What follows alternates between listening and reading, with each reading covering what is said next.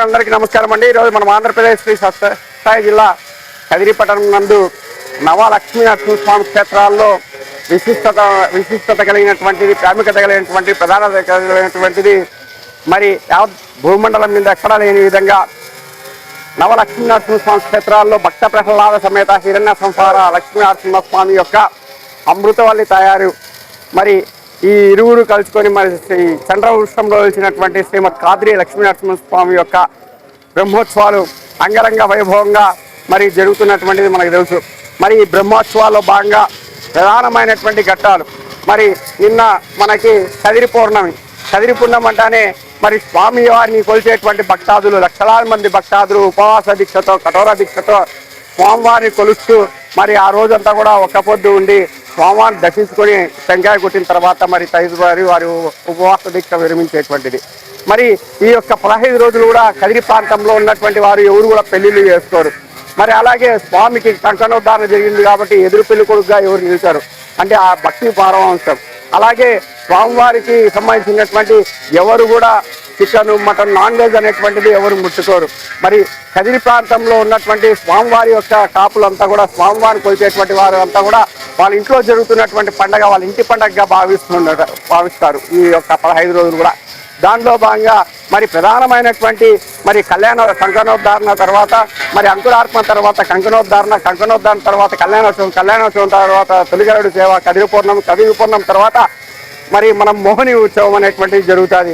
మరి ఈ మోహిని ఉత్సవం వాడవాడ వీధిగా స్వామివారు కదిరి ప్రాంతంలో ఉన్నటువంటి మొత్తం అంతా కూడా అందరి ఇళ్ళ దగ్గరికి వెళ్ళి స్వామివారి ఆశీనులయ్యి మరి వారికి ఆరోగ్యాలు అష్టైశ్వర్యాలు కల్పిస్తారు, ఆయన ప్రాతృరూపం కలగలుగుతారు. మరి అదేవిధంగా బ్రహ్మ రథోత్సవం.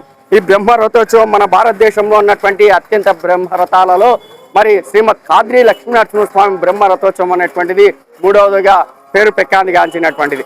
పూరి జగన్నాథుడి బ్రహ్మ రథోత్సవానికి ఎంత విశిష్టత ఉందో, తంజావూరులో ఉన్నటువంటి బ్రహ్మ రథోత్సవానికి ఎంత విశిష్టత ఉందో అంతే విశిష్టత కలిగినటువంటిది ఈ బ్రహ్మ రథోత్సవం.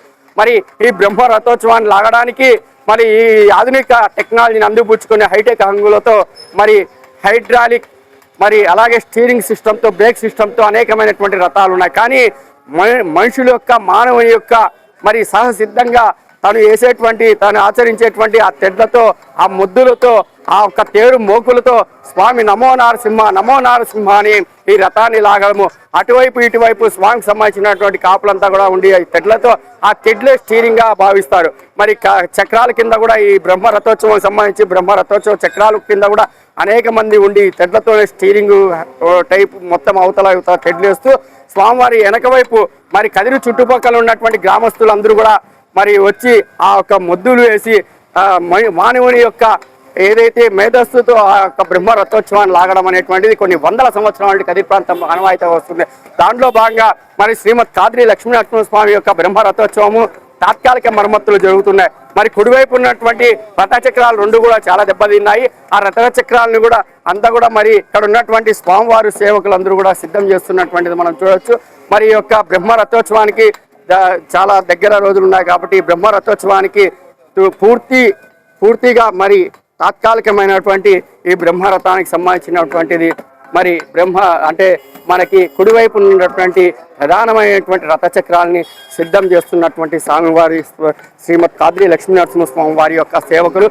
మరి ఇదంతా కూడా మన రాష్ట్ర దేవాదాయ ధర్మాదాయ శాఖకు సంబంధించి మరి ఆలయ ఈఓ గారు, మరి ముఖ్యంగా కదిరి శాసనసభ్యులు శ్రీయుత కందుకుంట వెంకటప్రసాద్ గారి యొక్క సారథ్యంలో ఈ పనులన్నీ కూడా చకచకా జరుగుతున్నటువంటిది మనం వీక్షించవచ్చు.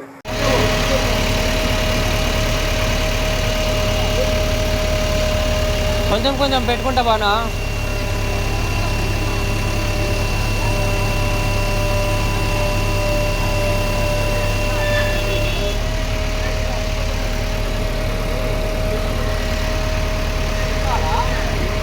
ఓ ప్రసాద్ నీ పక్క అమ్మా ఆ పక్క పెట్టిందా.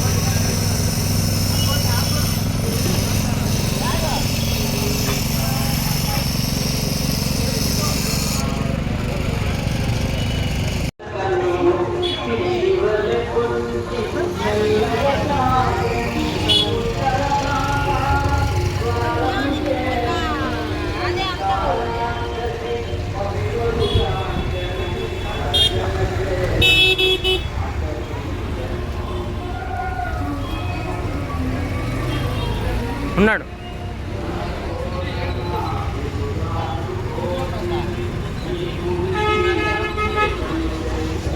ఇక్కడ పెట్టేది